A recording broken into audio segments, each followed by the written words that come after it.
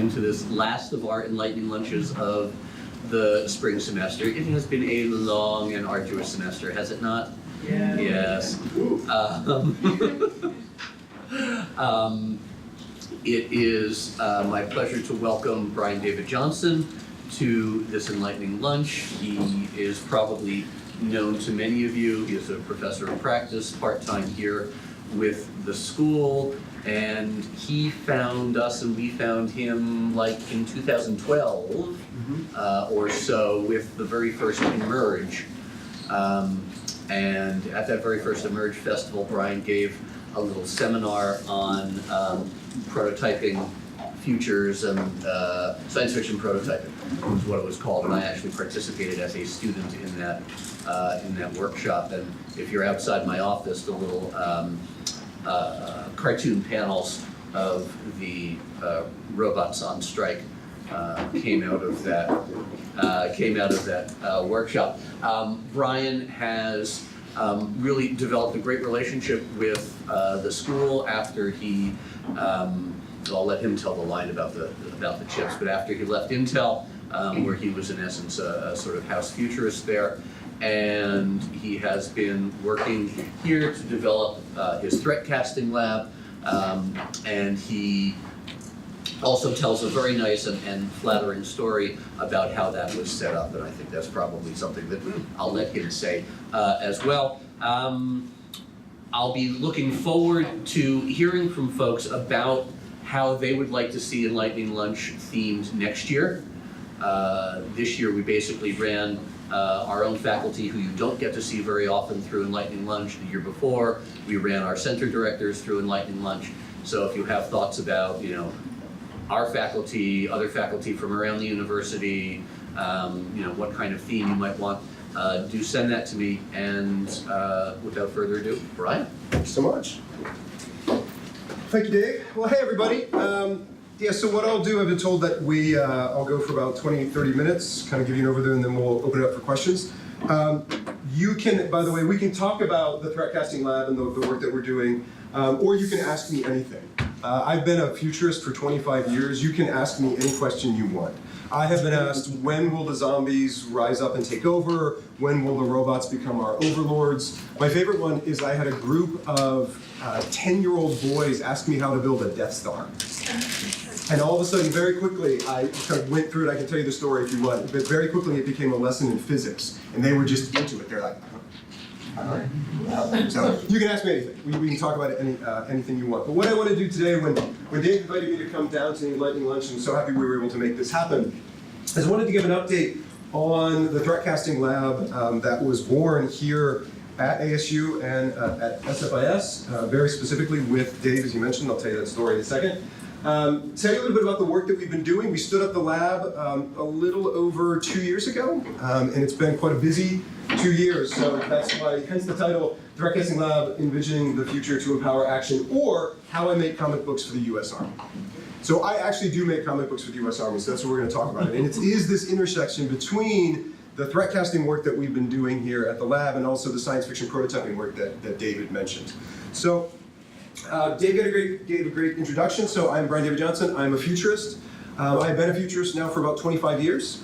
I work with organizations to look 10 years out into the future to model both positive and negative futures, and then to turn around and look backwards and say, what do we need to do today, tomorrow, 5 years from now to move towards that positive future and move away from the negative? Very much sort of in the grain of ASU and in the foresight work that goes on here, which is when we found each other back in 2015, 2016. It was just instant synergies. So I do that work. The best example is I was the chief futurist at the Intel Corporation for over a decade. The reason why I was there is because it takes Intel 10 years to design, develop, and deploy a chip. So it was of business importance for them to know what people would want to do with technology 10 years before it happened. So that was my job. I'm an engineer and a designer by training. So I would basically write a spec and says, here's how people will want to act and interact with technology. And that became the first document in a long document as we developed the chips. As well as in that we did quite a lot of work with the executives, quite a lot of patent work. I've got about 50 patents. But then sort of at the end of was on sabbatical, I was talking to a friend of mine, and he said, how many chips have you actually helped design over the last decade or so? And we were having a beer and kind of did the back of the napkin, and we really figured it was about 3 to 4 billion chips that we had built. And he kind of looked at me and said, 3 to 4 billion, wow, that's a big deal. Are you really excited about 5 billion? Like, really? And it was true. And this was around the time that I had met Dave, and we were sort of talking about what was going on here and what he wanted to do with the school.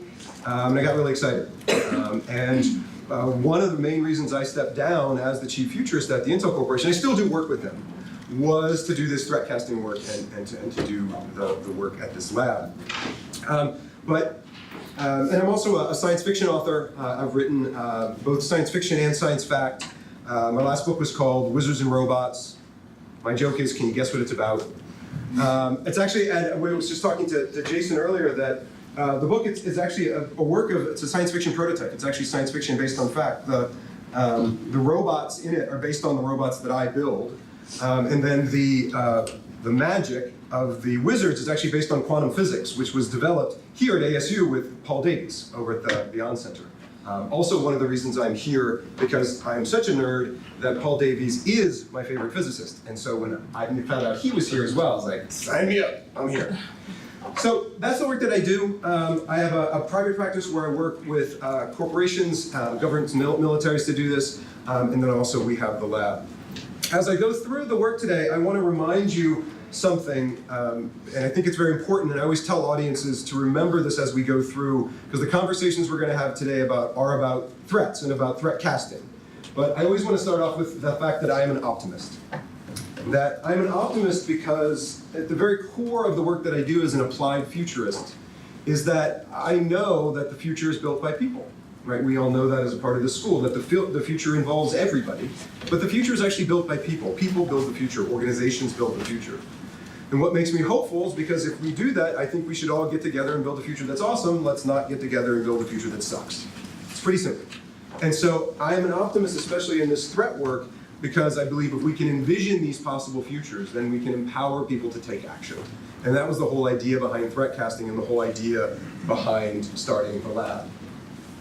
This is the most boring slide I have to present to you today, but I figured I should from an academic standpoint. So threat casting is a modeling framework and process by which, and we'll dive into in a second, but it is a conceptual framework. It's a way to bring in multidisciplinary groups to look 10 years out.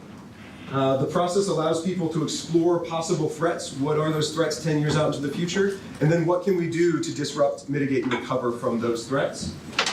As an input to look 10 years out, and I'll give you the nerdy detail in just a second, of how we do that is a mix of a wide range of interdisciplinary inputs that model this 10-year out process. So threat casting at its very core looks like this. So how do we get from 2019 to 2029? Well, the first step is we start with social science.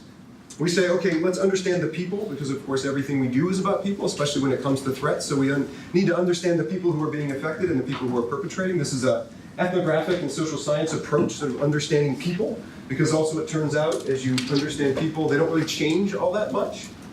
Next, we look at technology. What will technologically be possible 10 years from now? How will it affect those people? How will it either make their lives better or worse?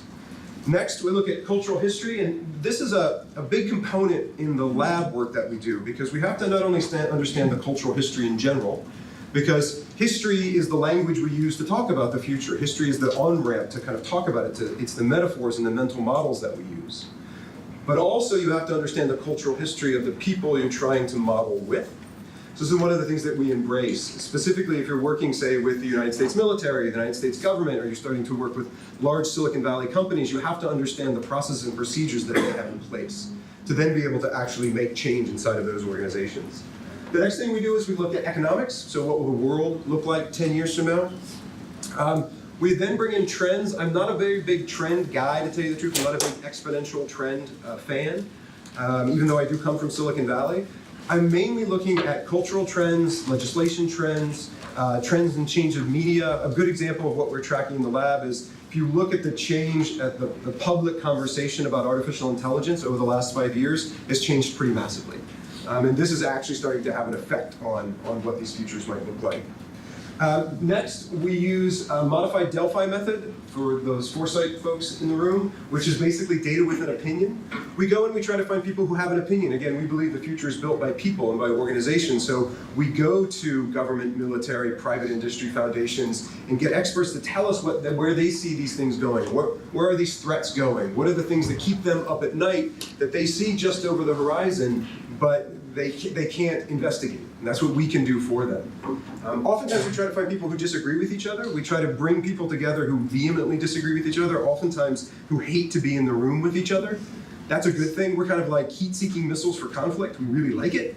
Because basically, if you find people who cannot stand each other and they can't be in the same room, it usually means that neither of them is right, and that the truth lies somewhere in the middle, and you can match in the middle. Finally, we use this process called science fiction prototyping that Dave mentioned. We'll get into a little bit more detail on that, but that's basically science fiction based on these facts to model the possible human or ethical or legal impact of these threats. We basically bring all of these together, pull all of these inputs, and come up with these vision for these possible threat futures. This is a curated process. In the Q&A, we can really get into the specifics of it. It's a curated process. We're not looking at all the threats all the time. We look at a very specific threat vector or threat landscape, and I'll give you some examples of that here in a second. And the way that we do that is we basically make an effects-based model. We don't talk about the threat itself. We talk about the effect that the threat will have. So then we can actually reverse engineer it.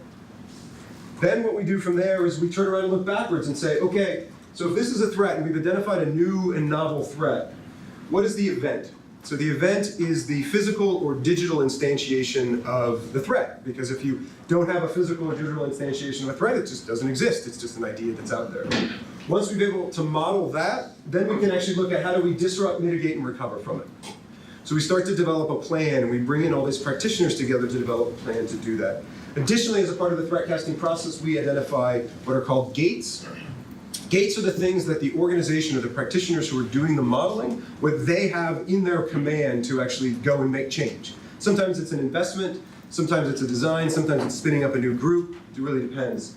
The other one that actually in threat casting has become very popular, and I've got a little bit more detail on this, are the flags. And flags are external indicators. These are the indicators that we are meaningfully moving towards a threat. These are typically events from which you cannot go back from. And I'll give you an example of usually how they work. So once we've identified an event, then what we do is we identify these flags, and flags are sequential. They go A, B, C, D. You never go A to D. If you go A to D, you've done it wrong. There's a flaw in the modeling, which is also a transparent way to make sure that we're tracking correctly. Usually these are technological science, scientific, regulatory, legislative things that build on each other. And the reason why most people like these, the reason why sort of large corporations as well as the generals really like this, is because we'll do this model and we'll come up with the threats and we'll say, all right, here are the flags A, B, C, D, great. And then we'll go away and we just watch. And then when flag A happens, we come back and say, okay, everybody, flag A has just happened. There's nothing you need to do. Nothing at all. Which, by the way, generals and board of directors love to hear, there's nothing to do. So they don't do anything. Then we go away and we'll say, we'll be back. And then flag B happens. And now we know we're moving even closer to the inevitability of that threat.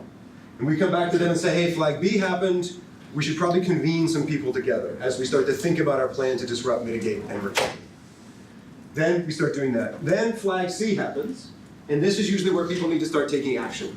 There's these external indicators that need to start happening. And the whole goal, of course, is to make sure that flag D doesn't happen, or we begin the disrupt, mitigate, and recover process in that. So that's the threat casting process. It's one that I developed when I was sort of still in industry. I started working, I did it a bit at Intel, and then I started working with the United States Air Force to kind of develop this out, and then started working with some other groups to do it. And over the years, it has been kind of applied. It's still relatively new. It's, like I said, about 10 years old, and we're still kind of building out the literature on it. But it's been picked up by several different agencies and has been used, and we started getting a long relationship with folks. So we've done work for the Government Accountability Office. This is the office that has a mandate from the United States Congress to do foresight. If anybody's kind of interested in that, they do some really interesting reports on foresight. Some of the most recent ones were around artificial intelligence and job displacement.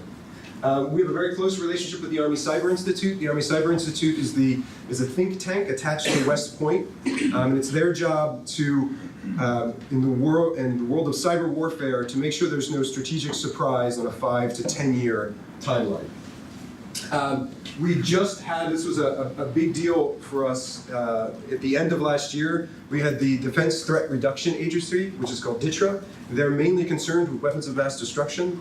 They're the first government agency to put out a public call for threat casting, that they wanted to do threat casting so that they could examine on a 10-year time horizon what would it mean to have a cyber or digital weapon of mass destruction.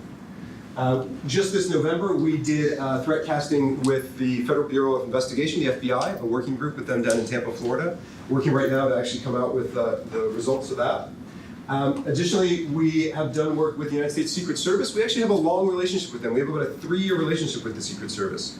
We're working with them to think about what, in their day jobs and what they do, both around sort of fraud and counterfeiting, as well as protecting people. What does that mean? And they're really interested in looking at 2028 right now, because there's a lot of things that are going to be happening. There's an election, there's the Olympics, there's the Super Bowl, there's all these things that are happening around the same time.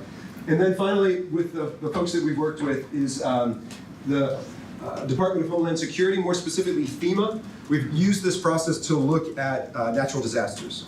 So looking at wildfires, looking at earthquakes, very specific. We looked at wildfires up in Colorado Springs. We looked at earthquakes in San Francisco. Also, one of the goals of the lab is that this process, we need to build a body of work. We need to build the practitioners that could do that. And so we've started teaching this. So this has now been picked up. It's a part of the curriculum at Georgetown University, as well as the United States Air Force Academy, West Point, as well as the United States Naval Academy, have started teaching this to their cadets and see how it fits into long-term strategic planning for the military. And then finally, the private industry has picked this up. Now, unfortunately, there's, as you can imagine, with private industry, they don't really want to be talking about a lot of the threats that they're doing. That's what's great about working with government agencies and trade associations. But we do have some partners who have talked very publicly. Most recently, MasterCard in December of last year came out and talked about their use of threat casting, looking at the future of fraud and cyber currencies. So with all this happening, so this is sort of myself stepping down, being the chief futurist at Intel, because when I told them I wanted to start this threat lab, first they were like, oh, you can totally stay around. This is really interesting. We want to do this. And I told them the threats that we were going to be modeling, and they were like, no, dude, you got to go. So I was like, yes, I know, I got to go. And so I go to talk to Dave Gustin. I'm like, Dave, I got this idea. We've got government folks, we've got military folks, we've got private industry, we've got trade associations and foundations, and certainly we have academia. And the only way that we can actually do this threat modeling is to get all of them together in one room under one big tent. And I think it needs to be here. I think it needs to be at ASU, and I think it needs to be at SFIS. And Dave gave me a yes, I think in like 24 seconds. Basically, it was just like, go do it. Yes, go do it right now. And that's one of the things that I can say for Dave, I can say for GSI, I can say for the president's office. We've had nothing but support as we sort of have methodically gone out and built this. And I'm going to talk to you about the work that we've done. So this is our coin. For any of you who have any sort of military background, this is our coin that we designed, and our motto, which is Threatcasting Lab, again, envisioning futures to empower action. That certainly is the makeup of this school, the makeup of what we do here at ASU, is to not scare people and say everything's going to be terrible, but to actually say everything's going to be terrible because that it is a threat casting lab, and then say, here's what you can do about it, right? And that's really our idea, and we want to empower everybody, all the way down even to private citizens. And even from the prompting of Dave, as we've started doing this, and some other folks, is we're starting to now do public outreach as well, to not only work with government and military and security practitioners, but to also work with the bus drivers and the nurses and just average folks, to bring them in and work with them to be empowered. I think when it especially comes to the weapon of mass destruction one, I think that one's going to be really important. So that's really our goal inside of the lab. We have several futurists. We have a chief of staff. We'd like to joke, though, that yes, this is our motto, envisioning futures to empower action, but really our motto should be real dark, real fast, because that's pretty much what it gets into. So let's talk about getting real dark, real fast. So what we do is we convene people together. We are able to bring together those disparate groups, again, as I said, government, military, private industry, trade associations, academia. This is just a list, and I just put it here so I can sort of read it off. It's everybody from the United States Army, Northwestern University, ISACA, which is a trade association. We had the Chief Security Officer of the Secret Service. We had some government contractors. We had people from Intel. We had people from Autodesk. So the idea, and this I think goes to what we've been able to build, when I say we, I mean here at ASU and at SFIS, is the ability for people to come together. We bring people together for 2 days. It's invite only. It's between 40 and 70 people. And we run them through this threatcasting process. It's a series of participatory design where we curate the inputs and we have them go do work and create basically science fiction stories, but very heavily curated science fiction stories, and then thinking about how can we think about these threats 10 years in the future, and then they backcast as professionals and figure out how they disrupt, mitigate, and recover from them. When we do these, one of my favorite parts, which I did just because it was the desert. I'm not from the desert. If you haven't noticed by my pallor, I'm not really built for the sun. I have to go shadow to shadow to shadow to shadow when I come down to the university. But I was like, hey, it's the desert, it's the West. And so when we do these, the dress code is mandatory casual, flip-flops encouraged. You have never seen a 3-star general get so excited.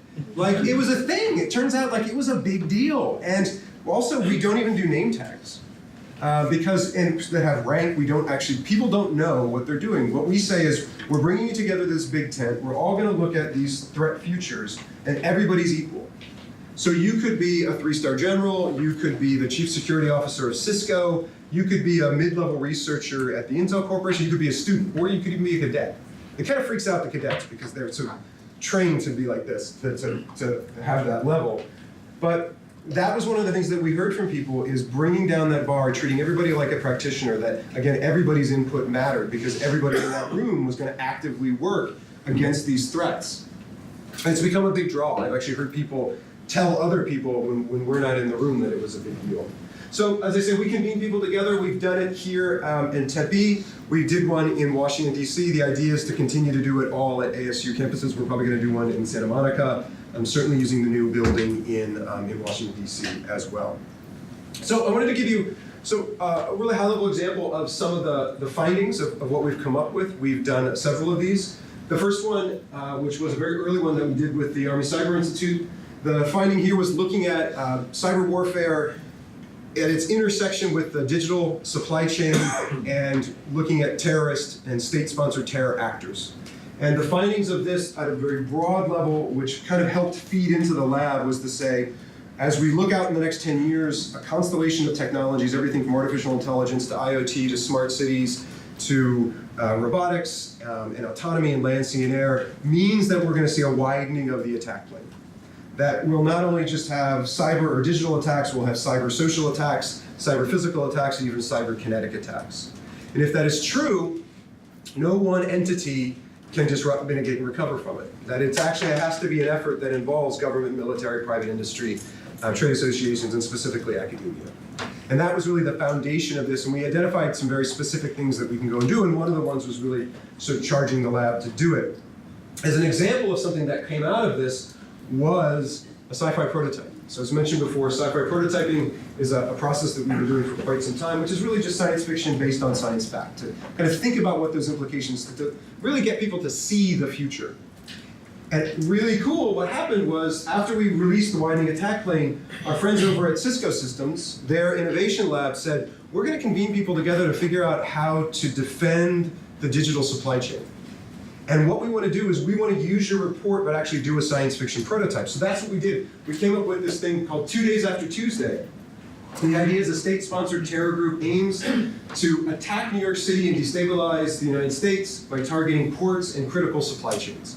And so this story, and this is all available on the lab's website, this story basically goes step by step by step. It starts with a small mom and pop shop on the supply chain, right at the edge of a supply chain, that has this targeted spear phishing attack that allows the terrorist cell to get inside the supply chain networks. And then it just kind of goes through step by step by step how they identify a weakness in the port. And because of time, I won't get all the details, but we can dive into it in the Q&A. But they find a weakness in the port. Then they realized that the one way that they can exploit that and they can put pressure on the port is they can launch basically a DDoS attack, but a physical DDoS attack where they get smart refrigerators and smart pantries to start ordering perishable goods early.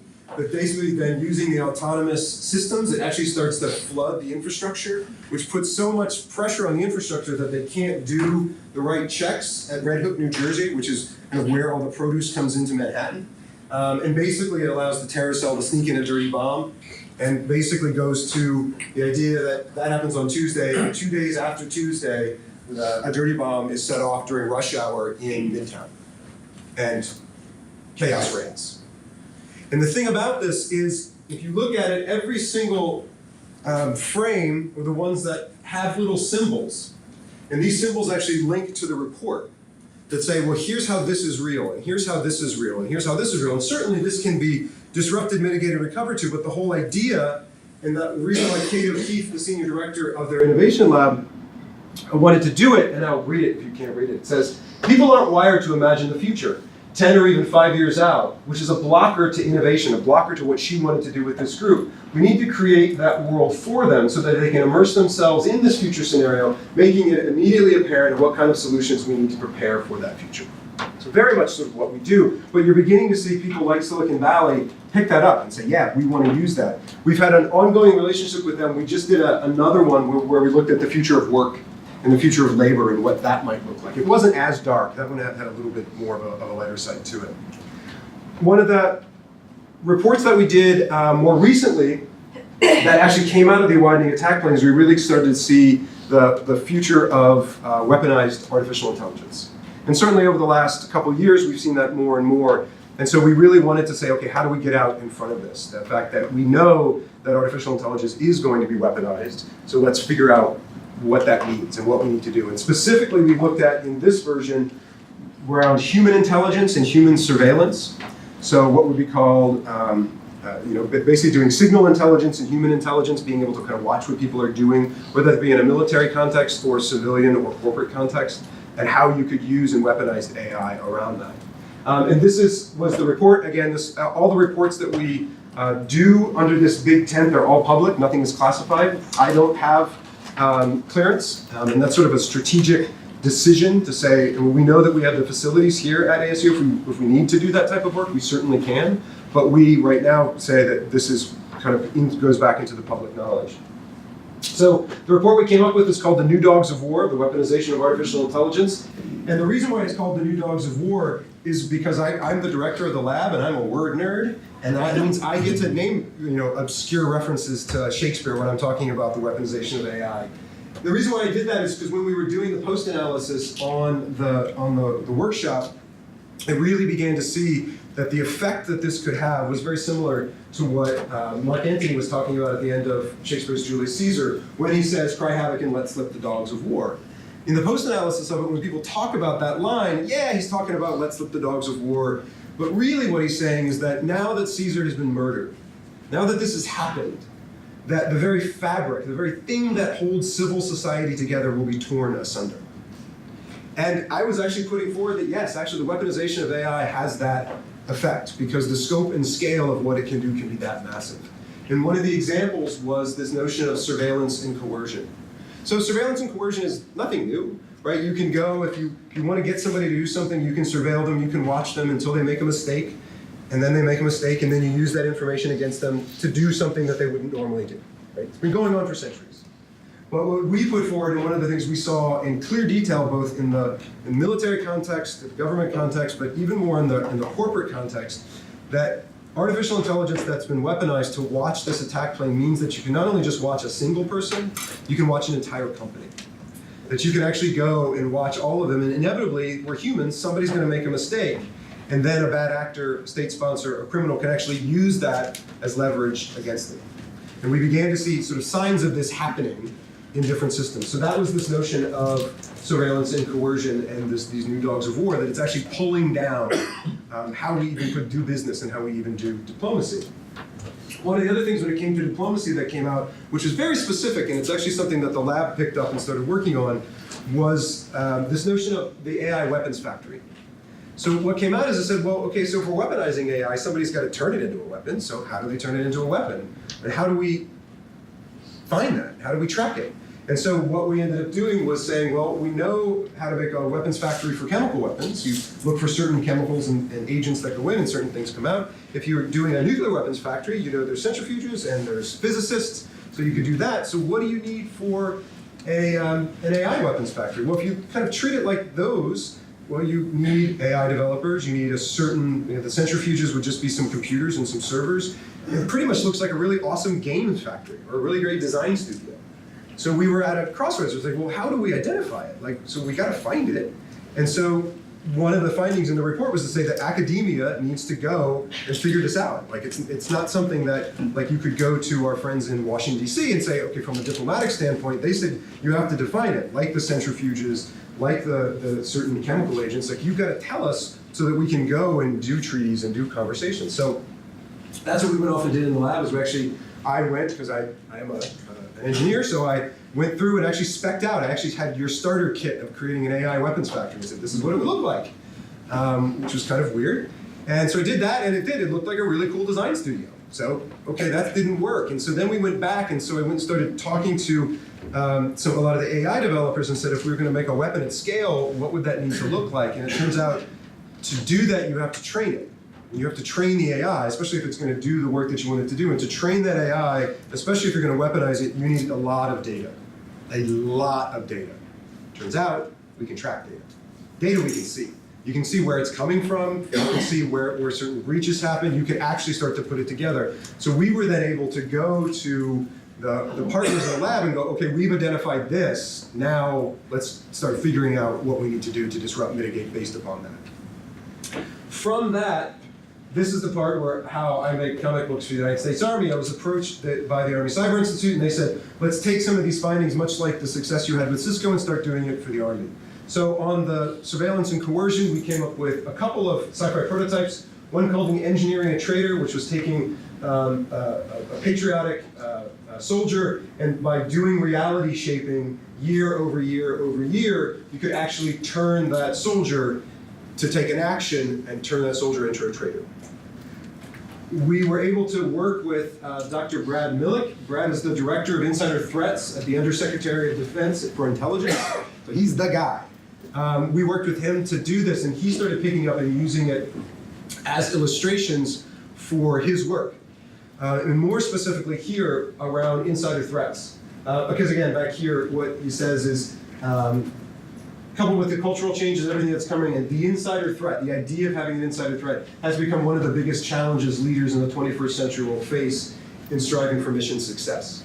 That the problem actually may not even be the weaponized AI, it's the use of weaponized AI to turn people into insider threats. So one of the things we also did with Dr. Millick was then to say, how can we not just identify the insider threat, but how can we look at all the steps? So there's multiple steps. One comes from the Department of Defense, one comes from the Secret Service. There's actually about 8 to 12 steps when somebody is sort of being turned into an insider threat or being sort of turning against their organization. Typically those signs are things around alcohol abuse, things around certain types of messaging, certain types of things happening. And because what Brad wanted to do both inside the military but also in private industry is say, how can we create a more resilient community so that we're trying to help these folks at step 1 or step 2, not all the way down when something really bad has happened. And oftentimes with all of these sci-fi prototypes, there's an introduction and afterward, and the afterward is there to spark these conversations to say, what can we do about it? If we have any quantum computing nerds in the room, I'm a huge quantum nerd guy.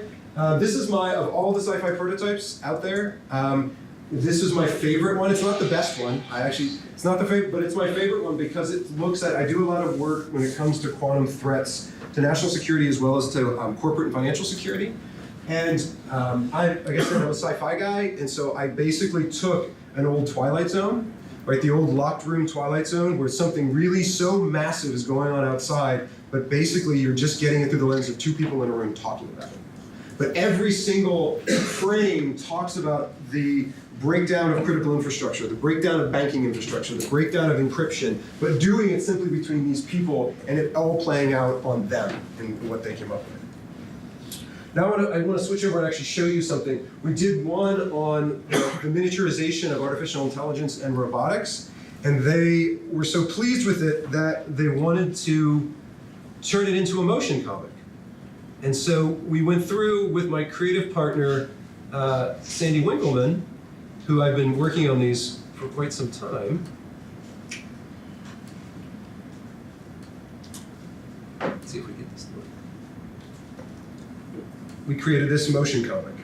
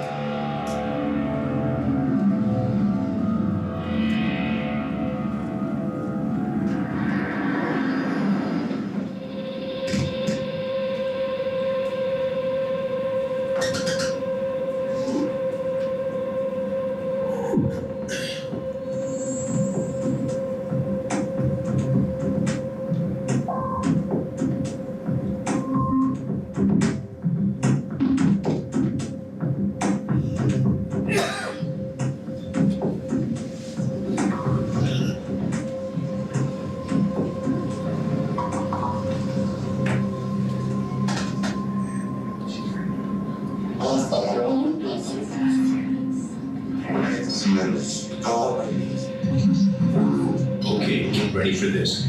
When I was leaving the office, I heard the news. It looked like the summit is going to happen. That would be huge if it happens. Did they disclose the location? If they couldn't disclose the location, the logistics are too complicated. I don't even know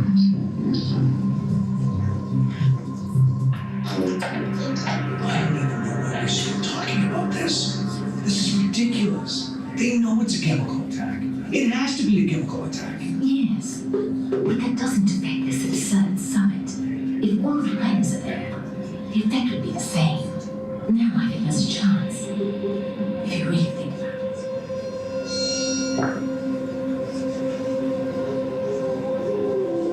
No, I don't see the waiter. I think he's over there. I don't know. No one really seems to know if the summit is actually going to happen. One way or another, it doesn't matter. King Street's just in just a few minutes. Oh, here you come. Yes, let's order something. I mean, when you really think about it, look at the facts. I don't think he'll go for the deal. He simply has too much to lose. But I also think he's unstable, and it could all fall apart. What can I do to make him look like?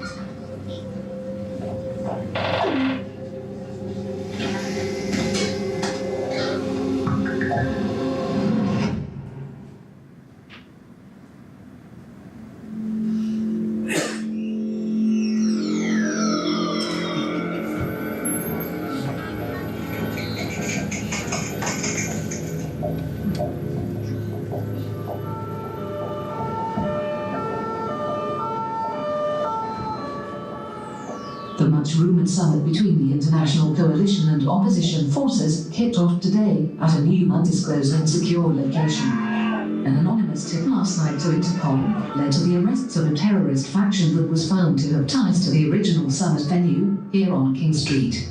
First on the spot, this is VR News.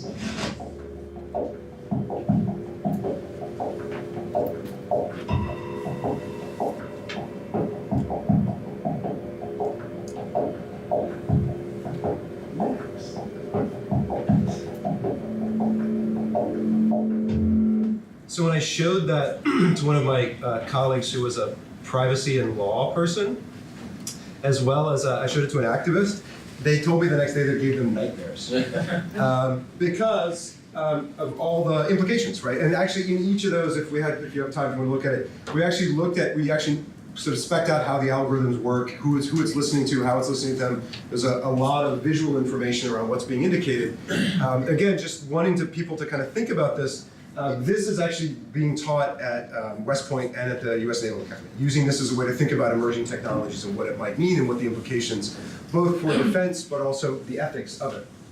And this is a quote from the Army Cyber Institute that technical reports and research papers don't translate as well to audiences. We are looking to influence graphic novellas are more influential for a medium conveying future threats, not only to Army organizations at large, but down to the soldier level. So they've had a deep commitment in doing this type of work. So that's really what we've been up to. What's next is we're setting a series of threatcasting workshops.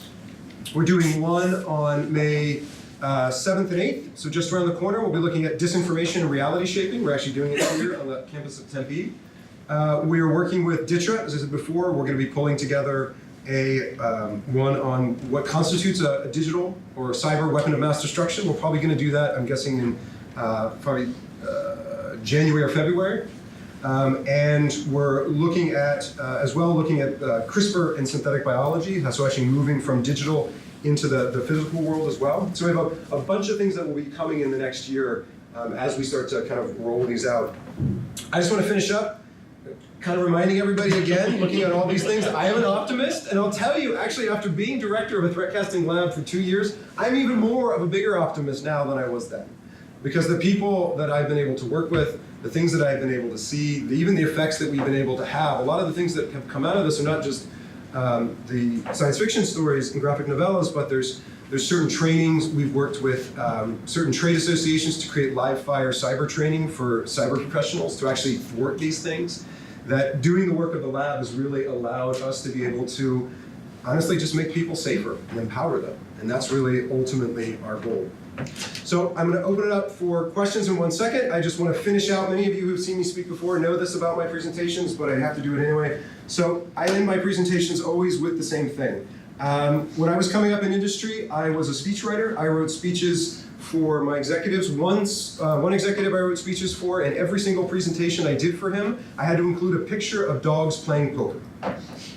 I was young, I did not ask why. I said, yes, sir. So in every single presentation that I did for him, I included a picture of dogs playing poker. We did this for many years. At the end of it, finally I got up the guts. I was moving on, he was moving on. I said, sir, why did we have to include a picture of dogs playing poker in every single presentation that you did? And he smiled at me and said, BDJ, people love pictures of dogs playing poker. Why would you not put a picture of dogs playing poker in every single presentation that you get? I have kept up this practice. Whenever I'm playing poker, I include pictures of animals using technology.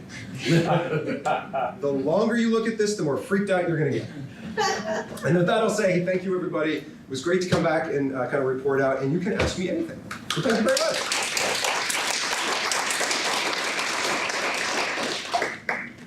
Yeah.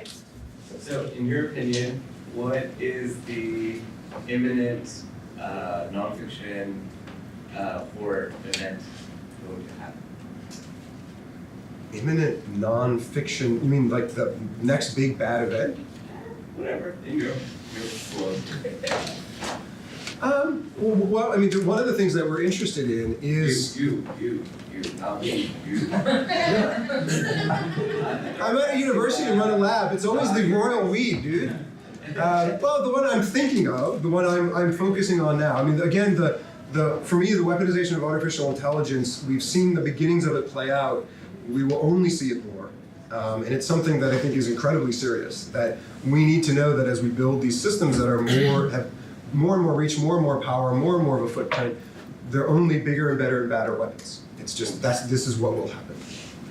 What I am now thinking about right now is this idea of weapons of mass destruction. And it's really iterative, so it's building off of saying, okay, so if we look at the first more recent report, we're having a widening of the attack plane. So because we're more interconnected, we're moving from cyber to physical to social to now even kinetic. Okay, wow, okay, it's gotten even wider. Okay, with that involved, and now we start to have these sort of autonomous agents, whether they be physically or digitally attacks, that are then kind of moving throughout this world. What does constitute a weapon of mass destruction? What does that mean? And it's something that we don't have the answers for ethically. We don't have the answers for in the rules of engagement. It's one of the things that anybody who's doing cyber work, especially in the government and military, we don't have real rules of engagement that comprehend that, and that's not good. That we need to figure that out because we know it. That's the other thing about this threatcasting lab is once you see it, now you got to go do something about it. So that's kind of what I'm thinking about. It's this confluence of all these things that we've been discovering. This keeps getting bigger and bigger and bigger. Thank you. Yeah, thank you. We're here and we're So once you know more about the possible threats and what all of the indicators look like, then what happens with the different agencies you work with and the different actors? What do you do to, take action, policy, etc.? So it's great because it's very specific. So like with, so I'll brief them out. So a lot of times we will go, they'll know we're doing this, and so we'll go and say, we'll go to the different generals, we'll say, ma'am, what keeps you up at night? What should we go investigate? We're gonna have all these people, it's gonna be public, what should we do? We'll go and then we'll come back and say, these are the things that we found out, and they use it as an input. So I go to places like the NSA. You ever been to the NSA? It's very weird. When you don't have security clearance, and I don't have security clearance, there's always flashing red lights everywhere you go. It makes you very self-conscious, because everywhere you go, it's like, because they need to know that I'm not secure. And I told them I would wear like one of those little yellow construction hats that had on it. They didn't think it was very funny, but it was great. So we'll do that. One of the things that we did very specifically, so the Government Accountability Office was doing work on the future of artificial intelligence and what it might mean for national security. We did the New Dogs of War 2 months before they were reporting that out to Congress. So we did a quick turn on the results and we actually testified. So we testified in front of them, so it became a part of the congressional record. We'll do that. We work with trade associations. Like I mentioned before, there's a group called ISACA that we do work with, which does risk analysis. They train the next generation of cyber professionals. So they're using our work to then, and they're a trade association, so the nonprofit, they train and certify people. So they're using our work to prepare the next generation of the people who are coming up. So it's an input to that. Things like that. Does that cover them all? Yeah. Does this happen also with global players, because everything's so globalized? But I know at the same time when we're talking about military, you have to be careful with that. It's like proprietary to the U.S. Yeah. So right now, the participants we've had have all been the United States, and partially is because we've just been here. And it's been that we've talked about going a bit broader.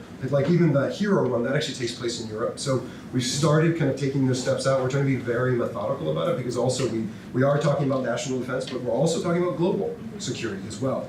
I can tell you one of the things I haven't had a chance to tell Dave this yet. The Australian government has reached out to the lab and said, hey, what you're doing, can you come and look at the legal and ethical implications around sort of transnational cyber laws and things like that. So we're starting to tentatively step out and do it, but we're being very careful. You. Thank you, Brian. I just wanted to know your thoughts on recent terror attacks in Sri Lanka. So I've been in that country a couple of times, and the Tamil Tigers originally had been the first suicide bombers, and because of that, the government had always been on alert on terror threats, but there had been a 10-year of lull when nothing of major terrorist attack, and now suddenly we had these coordinated attacks. And so the conversations around this attack right now is that the government had been warned, not warned. They were complacent, not complacent. Their intelligence report had been sent to them, they had not acted upon that. The timing was because the president was firing the prime minister, and all of these things are happening.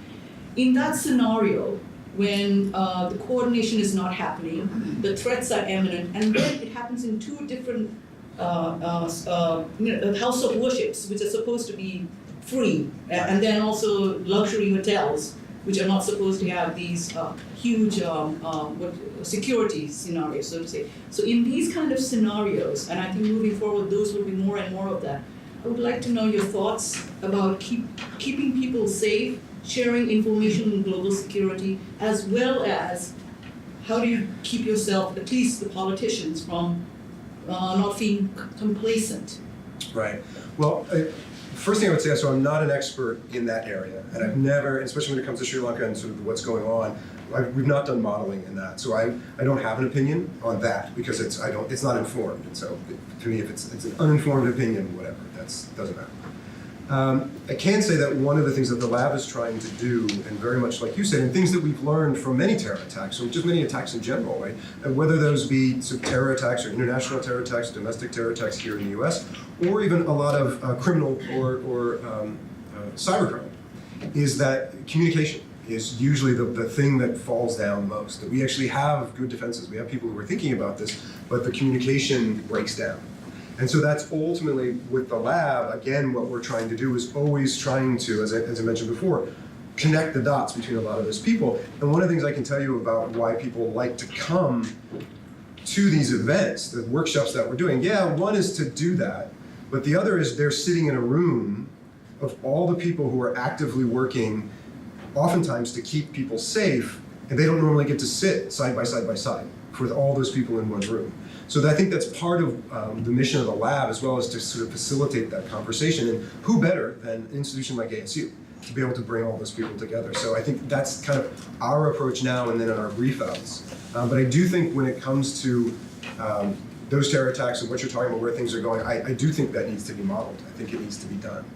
Because I think if we look out 10 years and we can look at those different scenarios and those different possibilities, and then we can come up with these comic books, or you come up with these reports, then you can go to the politicians, right, who are busy and trying to get all these other things done and go, hey, look, here it is. You can look at it in 4 pages. This is what we're talking about.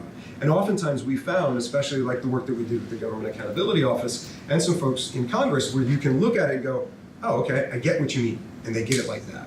And I think that there's a role there to be played to kind of bridge that gap where people are, they need to be listening to the right thing. And if we can focus people, I think that would really help. Okay? Oh, you.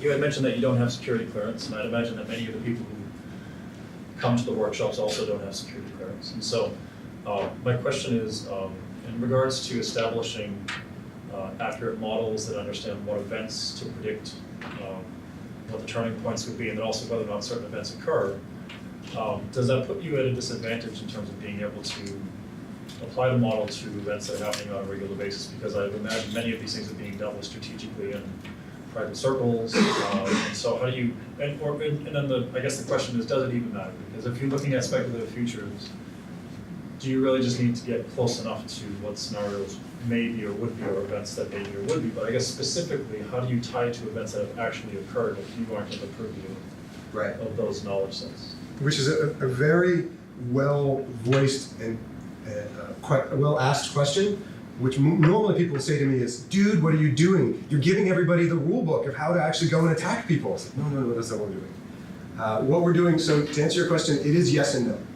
So the answer is no, because it's very big. Right? The futures that we're doing, although they're very specific, very broad. And again, the modeling takes place over 2 days. So there's only so much fidelity you can get down to. But then in the post-analysis, we'll go and identify some areas. Again, we're not talking about specific threats or specific things or specific actions, but areas that people could go and work on. So oftentimes, that gives people a place to start.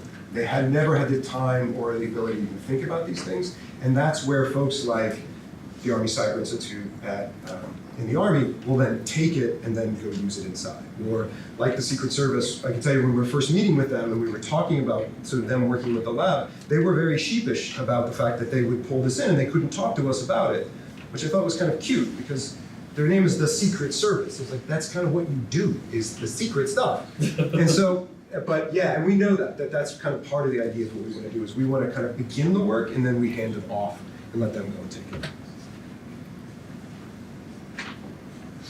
Somebody speak. Wow, there's a whole bunch of hands down there.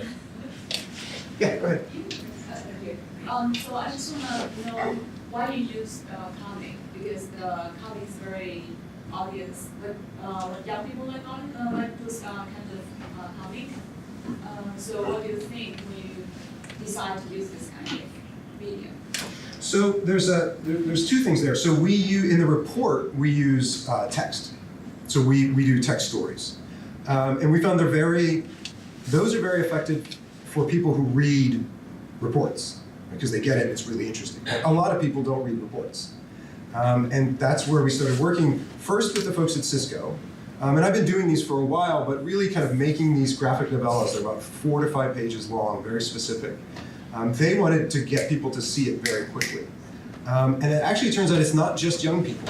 At that same brief out when I was at the NSA and briefing out the general, and I said, ma'am, we did this report, it's called the Widening Attack Plane, we're thinking about doing these graphic novellas, and she goes, oh, we love those. I was like, what? And then she pulled out the Cisco one. She had printed it out. She goes, yeah, we love these. I was like, wow. So it actually, I think, is a tool to get people to understand it quickly. I think, yeah, the people who buy comics and hang on comic book stores are generally quite younger, but I think people who understand, and we make sure that there's an introduction that explains this is serious stuff. It's not just a comic book. I mean, I can tell you when we do it, it drives the artists crazy because it's a sci-fi prototype. It's not a comic book. Like everything has to be perfect. Like, because we work with subject matter experts down to what does the holster need to look like? What does the thing on the wall look like? What does the tank look like? It has to be completely accurate because it has to get up right to the edge of plausibility. And so there's a lot of rigor that goes into it. And I think, especially the folks who do work in security, they kind of see that very quickly. They're like, oh, this is very plausible. And then they get into the point of it. So in that way, it's a way to start a conversation and kind of move people to it. So we've just found, and quite honestly, it surprised me. As a person who's been doing science fiction prototyping for a really long time, when more and more people, and it's actually, over the years, I'm having more and more people come to us and say, we really want to do these graphic novellas, because they think they're just being really effective for right now. Thanks. 2 more questions. Oh, 2 more questions. Thank you. I'll try to be for your short. presentation. So as you mentioned several times, you are an optimist, and while I think the absence of threat is one kind of desirable outcome, it's not the only kind of desirable outcome. And so have you used your modeling process to identify other kinds of desirable outcomes and then sort of work backwards? And I don't know if flags and gates would be the same kind of language that you use, but to identify sort of those incremental events getting toward.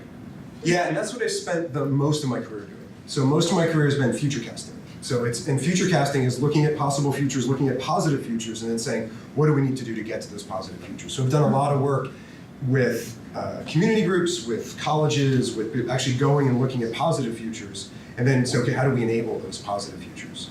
And that's what I spent the majority of my time doing. And that's actually what future casting is all about. Threat casting is just that sister variant that's just dark and does that stuff. So most of the work that I do is future casting. So I was curious, it seems like when you're talking about your timeline for the future, a lot of it is built around defense and security. Is your center doing anything around, I know future work with Cisco, are you doing any of the things around society and things like that? Around work, so work actually comes out quite a lot because oftentimes what we're looking at is not just defense, and certainly there's a lot of defense there, but one of the things that came out very early on, and we've had a lot of people that we worked with, is economic instability and economic stability, and how economic instability is actually bad for national defense as well. And looking at what that means, so we're just starting to get into that. One of the things we're getting more requests for, but it's still kind of nebulous right now, is to actually dive into some more of those just very specific society stuff, not just defense and cyber and technology and sort of that end of it. It's just, I think, beginning as we kind of prove this out. Part of this was doing this because we had an audience of people who said, I've got things to model, let's go do it. And on the more societal side of things, they don't really know this process, people aren't 100% comfortable with it, where in sort of Silicon Valley, where I come from, and in sort of the defense industry, as well as the sort of cyber and digital world, it kind of makes sense very quickly to them. So I think there's some work, honestly, that the lab needs to do to actually go and have those folks. We certainly bring those folks in when we're doing the modeling. We could talk about the diversity of the people who are in the room. We spend a lot of time designating certain seats for certain domains and certain backgrounds and this very specific approach to diversity. So we're making sure that those voices are in the modeling, but at the very high level, saying we're going to look at the future of this societal problem, we've not gotten there yet, but I think we should. Okay. Thank you very much, Brian. Thank you.